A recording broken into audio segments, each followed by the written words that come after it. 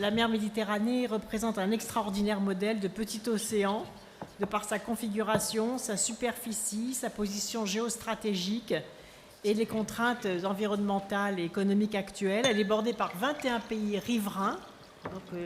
Et d'ailleurs, ce séminaire va préparer une grande réunion que je souhaite organiser avant la COP 22 et dans le cadre de la préparation de la COP 22 avec les 21 pays riverains de la Méditerranée. Et la proposition d'ailleurs, c'est de faire la prochaine réunion au Liban, où il y a une très forte demande.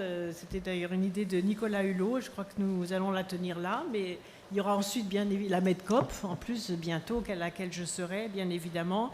En Corse aussi, on peut très bien imaginer de faire des réunions sur la question méditerranéenne et peut-être après des réunions par sujet à approfondir. Comme ça, on pourra aller et petit à petit balayer un certain nombre de pays du pourtour méditerranéen pour qu'ils se sentent successivement très impliqués sur l'ensemble de ces sujets.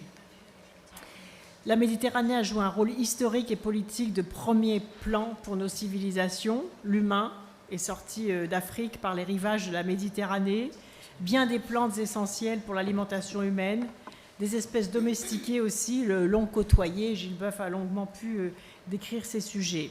Les langues y sont nées ainsi que des civilisations brillantes. Et aujourd'hui, le monde méditerranéen est menacé par des actions de destruction des littoraux, par une pollution généralisée qui inclut des métaux lourds, des matières plastiques, des perturbateurs endocriniens, des substances diverses et malheureusement variées. Elle est menacée aussi par une surexploitation généralisée de la pêche, une dissémination anarchique d'espèces vivantes, dont celle des eaux de ballast, des migrations aussi, et des migrations d'espèces. Et je ne parle pas, bien évidemment, en plus des drames humains que vit la Méditerranée avec les migrations humaines. Et puis, un fort impact du changement climatique, incluant notamment une sursalinisation et des hypoxies, c'est-à-dire des manques d'oxygène, et globalement des températures augmentées et une acidification généralisée. La remontée du niveau de la mer y est accélérée, sa biodiversité y est altérée, et tout doit être fait pour maintenir le niveau des ressources exploitables. C'est aussi une des zones les plus utilisées pour le trafic maritime et la principale destination touristique au monde, c'est-à-dire la pression sur ce petit espace. Autant son histoire est liée à l'océan Atlantique, autant la considérer comme un simple fragment de celui-ci serait une grave erreur. Elle est fermée, salée, possède un système sans marée, une température élevée en profondeur, des écosystèmes uniques au monde, comme les herbiers de Posidonie, les lagunes, les coralligènes, les trottoirs à lithophyllum, etc. Et l'humain doit impérativement la regarder bien différemment en ne la prenant pas pour une poubelle et en développant les aires marines protégées. Voilà pourquoi elle mérite un intérêt particulier de recherche scientifique et une gestion durable. Il faut penser à une croissance bleue, soutenable, équitable, dans une situation de croissance démographique préoccupante du Sud. Et c'est la raison pour laquelle nous avons retenu 3 thèmes: une mer en bonne santé, une économie maritime durable et une gouvernance qui anticipe le changement climatique.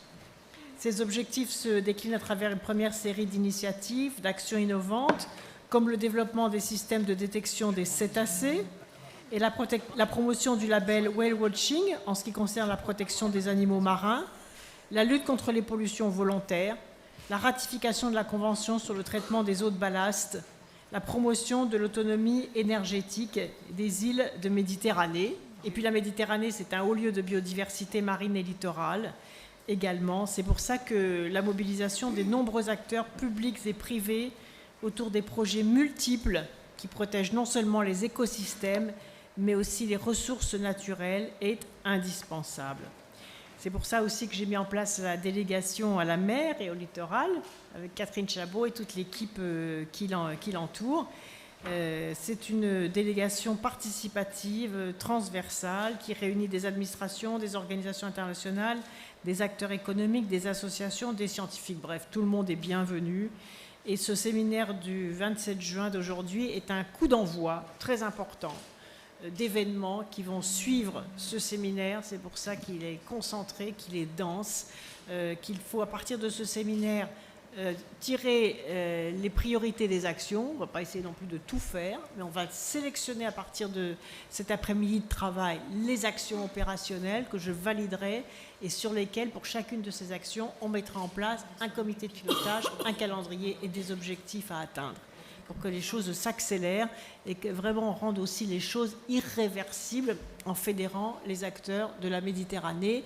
Je pense en particulier à la façon dont nous pouvons, et j'en terminerai par là, décliner la dimension Méditerranée dans l'ensemble des coalitions de la COP 21.